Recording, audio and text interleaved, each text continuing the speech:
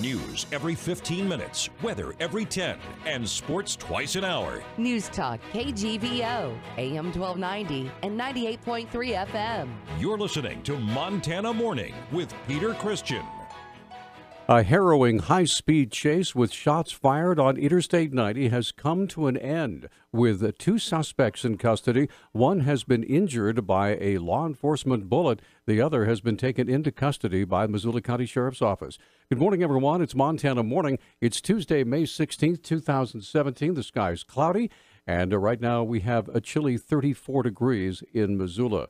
Our newscast this morning is sponsored by First Montana Bank, your home for free centennial checking, plus unlimited cash back every time you use your debit card.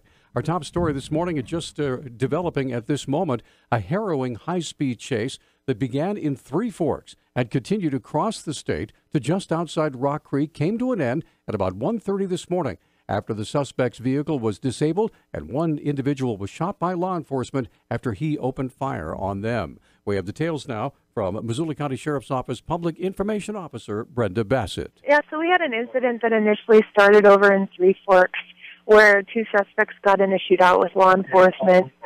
The vehicle was able to continue westbound on Interstate 90, and a BOLO alert was put out to law enforcement officers across the state to be on the lookout for this vehicle. In Anaconda, or near Anaconda, Montana Highway Patrol was able to spot the vehicle and a pursuit ensued. We were getting updates, Missoula County law enforcement, as the pursuit continued towards our county.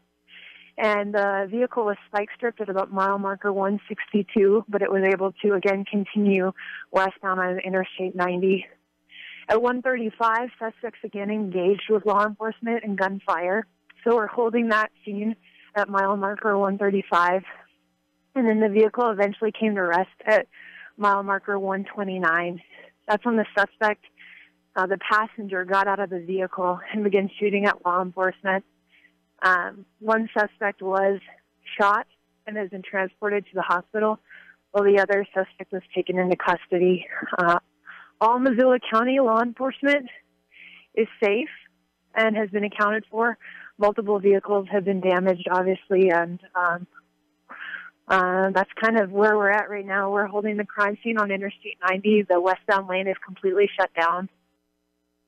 And that's what we know at this point. It is speculated, now this is speculation, that as long as law enforcement is going to be there gathering evidence at that crime scene, obviously the westbound lanes of Interstate 90 for probably a mile or two from that point, from mile marker 129, has been closed. So we are assuming that Highway Department personnel will be opening parts of the eastbound lanes and cut them in half so that the westbound traffic can continue past that area. But as of just a few minutes ago, the westbound lanes on Interstate 90 from mile marker 129 had been closed.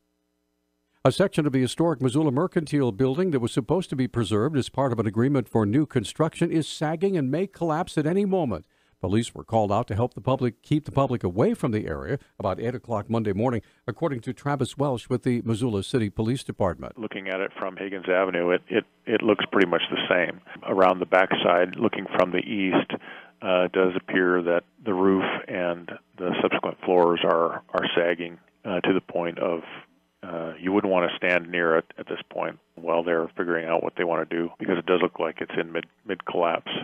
More than 2 hours after police were called to help keep people away from the area, there were still traffic restrictions. It's just the northbound lanes that are still closed. However, north and southbound traffic is moving on the west side of the street, or the southbound lanes, and the sidewalks have been opened that are not directly adjacent to the construction area.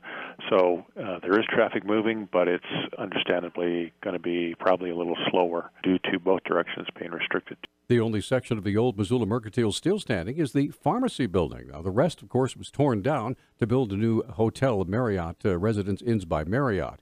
If the pharmacy building is not preserved by the builders, it could end up costing them about $3 million. Missoula police were called out to the report of a violent assault at about 10:30 Saturday night, but they encountered difficulties trying to find the victim. Once again, Travis Welsh has details. It was said that there may have been a stabbing victim. They responded to an apartment in the 1200 block of 34th Street While there, they encountered a male and female who appeared to have possibly been involved in some type of disturbance, but neither one was forthcoming with any details about what had occurred or how they themselves received minor injuries. Neither the male nor the female police spoke with had been stabbed. However, police did notice signs of a struggle inside the apartment. Later, they did encounter another man who had apparently walked nearly a mile after being stabbed in the neck. They actually did encounter and locate a male that had been stabbed in the throat at a local market. That male was immediately transported to hospital where he was undergoing treatment. And due to the proximity of his wounds, which appeared to be in the front of his throat area, we've not been able to speak with him much. Police went back to the apartment and arrested 25-year-old Nathaniel Bird for a felony charge of assault with a weapon. The police also arrested the woman from the apartment. 33-year-old Ashley Thiebert was wanted on an extrajudicial warrant at the time. Montana Attorney General Tim Fox was in Havre yesterday to attend a law enforcement memorial to commemorate National Police Week. As the state's chief law enforcement officer, Fox expressed his gratitude for the hard work and sacrifice made by all branches of law enforcement. In particular, we want to encourage Montanans to remember those who have paid the ultimate sacrifice and died in the line of duty. 128 Montana law enforcement officers have died in the line of duty since 1878, just before Montana became a state.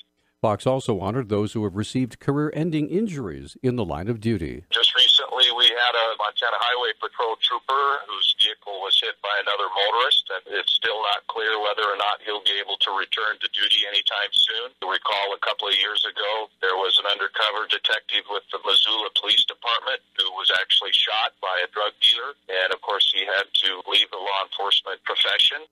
On Wednesday, May 18th, that's coming up to this Wednesday, the 17th annual law enforcement, I believe that is actually going to be Thursday, the 18th. The 17th annual Law Enforcement Memorial Ceremony will be held at the Missoula Memorial Rose Garden. Law enforcement monument to honor fallen officers and also to present service awards. The Montana Highway Patrol says a 47-year-old Browning man is dead after being struck by a vehicle in Glacier County. The Great Falls Tribune reports authorities say a 24-year-old woman from Browning was driving east at about 12:15 Saturday afternoon on BIA Route 8 when the victim stepped in front of her vehicle. He was pronounced dead at a Browning hospital. No other information was available. Republican Greg Gianforte has dipped into his own pocketbook by loaning himself $1 million to finance his bid for a Montana seat in the U.S. House. New filings with the Federal Election Commission show the Bozeman Republican has raised more than $3.4 million since launching his bid for Congress. A May 25th special election will determine who heads to Washington to fill the seat vacated by Ryan Zinke. Democrat Rob Quist has collected nearly $3.3 million through May 5th, with $3.2 million coming from individual donors.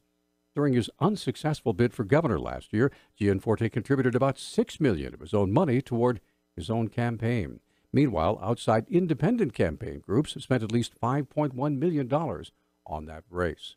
Repeating our top story, a harrowing high-speed chase that began at Three Forks and continued all the way across the state to just outside Rock Creek came to an end at about 1:30 this morning after the suspect's vehicle was disabled and one was shot by law enforcement after he opened fire on them. And we'll try to get more details on that story as they become available to us. So Newstalk time now, 6:13. Newstalk, KGVO. Missoula's official weather station. Increasing clouds today with rain likely this afternoon. Daytime highs will be in the mid to upper 50s. A wintry mix of rain and snow possible tonight with our overnight lows dropping into the mid 30s. A slushy accumulation will be possible Wednesday. I'm meteorologist Brooke Foster, KECI 13.